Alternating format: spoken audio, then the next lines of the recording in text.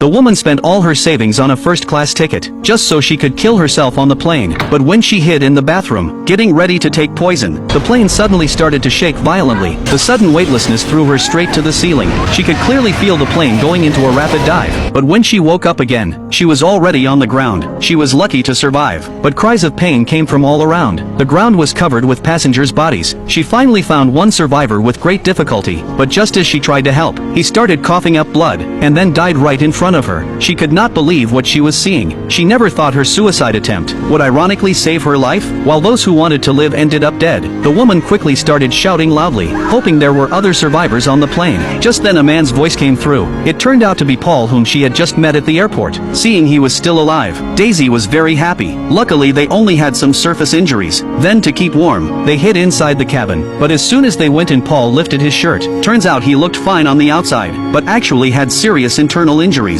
Several ribs were broken. Daisy was instantly shocked, but there was no way to treat it now. More importantly, that was not their main problem. If they did not find a way to stay warm, they might freeze to death. So they quickly found a sleeping bag and crawled in together. Even though they had just met, now they were bound by life and death. After all, staying alive was what mattered. Once they warmed up, they started counting their supplies. They found the food and water left would only last 2 days. They had to find more supplies, because right now there was no way to know if the airport had received news of the crash. But the next morning when Daisy woke up, her depression attacked again. She started to get restless and manic. Turns out she was born with suicidal tendencies. It was a hereditary disease. Her grandfather and father had both died by suicide, so since childhood she always felt one day she would too. She had tried to cut her wrists many times, but never succeeded. This time she had planned to take pills on the plane, but never expected to end up in a crash. Now Daisy wanted to open the door to get some air, but the door was frozen shut. After she finally kicked the door open, before she could breathe in fresh air, she discovered something terrifying. After just one night, snow had buried the entire crash site. Even the passengers' bodies were frozen solid.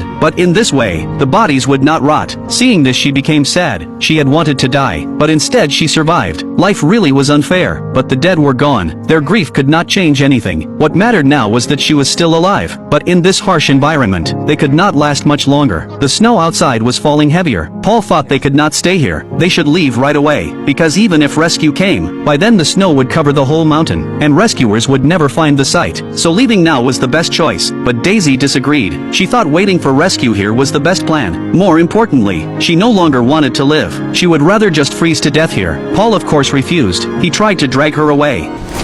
Let's go. Back up. Are you kidding? Is this some kind of like attention-getting thing? Well, you want me to beg you or something? Because if so... Really don't care, just get out. Are you serious? Please, just stop being an asshole. Hearing this, Paul got angry and walked away. But when Daisy saw him really leave, she regretted it, and quickly followed after him. But Paul had not really left. He had been waiting right there for Daisy, and Daisy did not really want to die. It was just seeing so many lives gone in an instant from the crash that made her feel so desolate. She felt death was so close. If not for her luck, she would already be lying there too. So the two of them kept walking in the endless snow mountains, but never saw another person. Paul knew in this kind of place, it was hard for anyone to live, so they had to climb down the mountain. Daisy had no choice but to agree. So without any safety gear, they started climbing down by hand. The whole process was very dangerous. One fall would mean certain death. Luckily the way down at first was smooth, but soon they faced a problem. A cliff blocked their path. Seeing this, they both shivered. There was no way around, but turning back was even more dangerous. Now the only way left was to jump down, and the trees below could break their fall. Though Daisy was scared at first, with Paul's encouragement, she calmed down. To reassure her completely, Paul decided to jump first.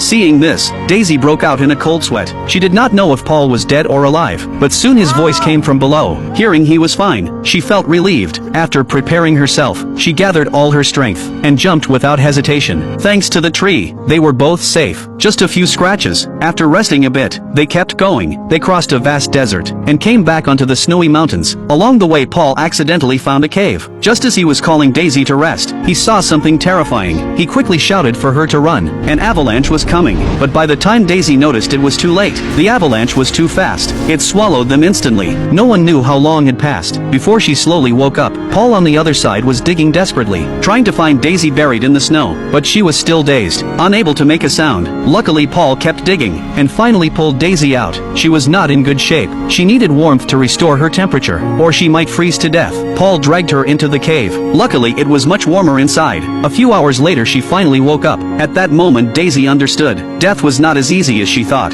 She also thanked Paul, though she was fine now, because of all the effort. Paul's injuries were getting worse, but to not slow them down, he pretended to be fine. After a short rest, they went on again. The journey was very hard, surrounded by endless mountains. The more they traveled, the worse their condition got. Paul knew wandering aimlessly would not work. They had to find a river to find direction, but before long, they ran into trouble again. A cliff blocked their way. He told Daisy to wait, while he scouted ahead. He thought it was a dead end, but the next second, he found a river. He quickly told Daisy the good news, but did not notice his footing, and accidentally fell. Daisy was terrified. She ran over at once. By then Paul's arm was already broken, but soon he calmed down, and told Daisy to find a branch, to fix his arm. Then with Paul's instructions, she treated his injury, and helped him continue. Luckily it was not his leg that broke, or they could never keep going. But as time went on, Paul's condition got worse. He even started coughing blood. His abdomen turned dark purple. I think I'm tired. You're not. No, you're not. I need you to get to the river. No, I'm not going without you. Jane, I can't go. Paul did not want to drag Daisy down. He wanted her to live, and stop thinking about suicide. There were so many good things in life. Once dead there was nothing, but he himself did not want to die either. Hearing this, Daisy broke down crying. Of course she understood how he felt. I love you. Before leaving, she gave him all the painkillers, begging him to hold on. She promised to bring help back. Then Daisy set out alone, but Paul knew his condition. He could not wait for rescue. Of course he wanted to live too, but he knew this farewell was forever, and Daisy had no idea if she could make it out alive. The further she went the more hopeless she felt. She had not eaten for 3 days. Her head was spinning. But then, a wolf appeared before her. She instantly woke up, facing the wolf. She ran back as fast as she could. The wolves chased after her. Daisy knew she could not outrun them, so she climbed up a tree. Since wolves are not cats, they could not reach her for now. Then she grabbed a branch and drove them away. But just as she was about to escape, one wolf came back. She knew she could not run, so she prepared to fight to the death. She wrapped her coat around her arm and waited for the wolf to bite, but the coat was too thin, and the wolf bit through. Luckily Daisy struggled with all her strength and broke free from its jaws. Then she picked up a knife from the ground, ready to fight it out. Soon she and the wolf were locked in a battle for survival. In the end Daisy won, but she had no time to treat her wounds. She had to leave quickly, because the smell of blood would attract more wolves. After walking for who knows how long, she finally saw a river. Where there was a river there was hope. As long as she followed it, she would find signs of people. After passing through the forest, Daisy saw a road. For the first time she felt relief. In the end she was rescued, but Paul stayed forever in the mountains.